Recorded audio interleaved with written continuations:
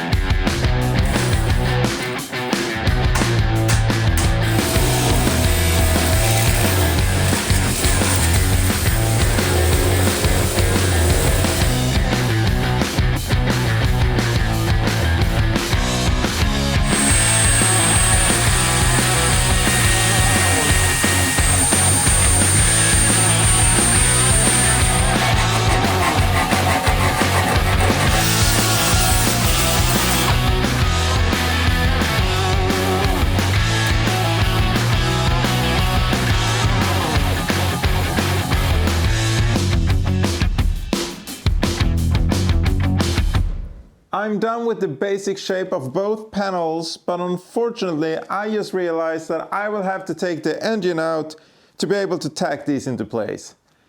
I really don't feel like taking the engine out, but I think I will just have to bite the bullet on this one. On a positive note, I have already taken the engine in and out a few times, so I kind of know how to do it.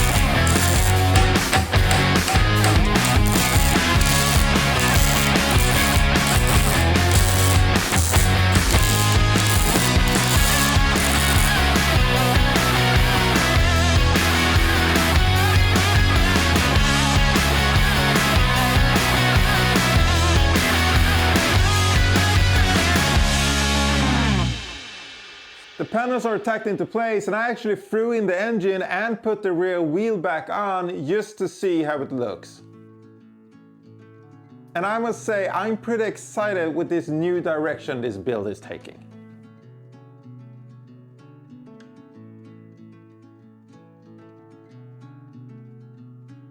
And with the frame pretty much sorted, I kind of want to do something about this rear fender.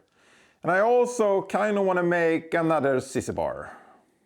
I know, it's maybe not the smart thing to do, but I will probably do it anyway. But not today. Not today. Thank you for watching, and I'll see you later. Bye!